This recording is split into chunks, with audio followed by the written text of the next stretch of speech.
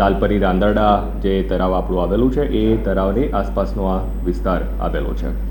એટલે ત્યાં જે આ મુદ્દો આવેલો છે કે અલગ અલગ કોઈક વ્યક્તિઓ દ્વારા ભાડેથી આ સરકારી જે જગ્યા છે એ જગ્યાને કોમર્શિયલ હેતુ માટે અથવા રેસિડેન્શિયલ હેતુ માટે આપવામાં આવેલું છે. તો આ એક ચોક્કસપણે એક ગંભીર બાબત છે.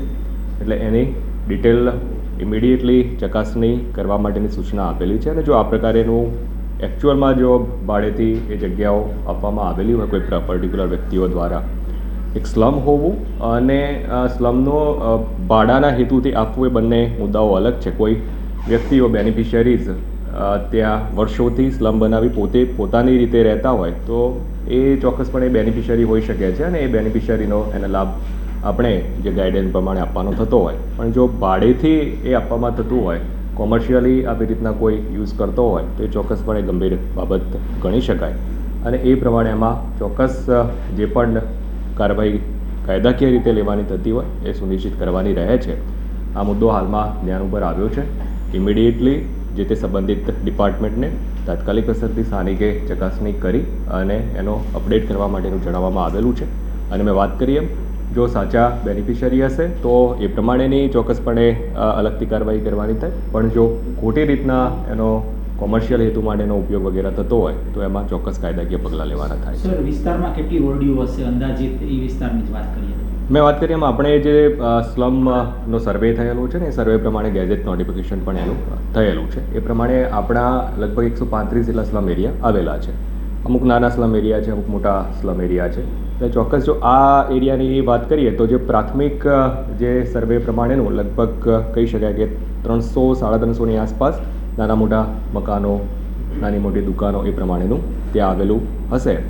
ચોક્કસ આંકડો, ચોક્કસ 1 to 1 એનો હાઉસ ટુ હાઉસ રીસર્વે થાય ત્યારે ચોક્કસપણે આપણે જાણી શકીએ. પણ જે ભૂતકાળના સર્વેના આધારે આપણે કહીએ તો લગભગ 300 થી 350ની આસપાસનું ત્યાં ઝૂંપડા મકાનો એ બધું આવેલું હોઈ શકે છે.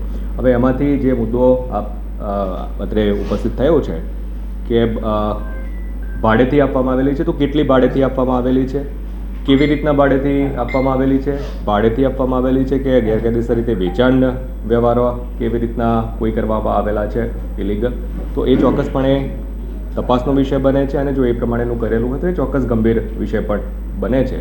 એટલે એમાં જે પણ આપણને અપડેટ ઇમિડિયેટલી મળે એના આધારે જે પણ કાયદેસરની કાર્યવાહી કરવાની થાય ઓરડી અત્યાર સુધીમાં બની ગઈ સરકારી જગ્યામાં અને મીડિયાના અહેવાલો પણ આપણે જોયા હશે.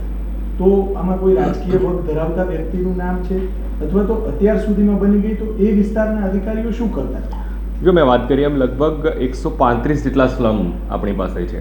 એટલે આ સ્લમ બિલકુલ નવા જ બનેલા હોય એવું પણ નથી.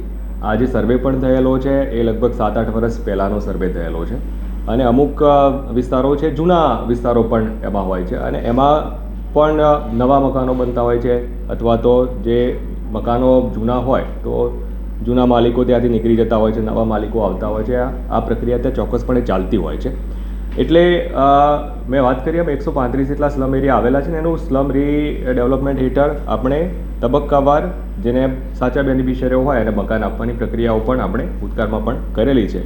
અને ભવિષ્યમાં પણ આપણી પાસેના ઉપલબ્ધ મકાનોના આધારે એ કાર્યવાહી આપણે કરવાના છે.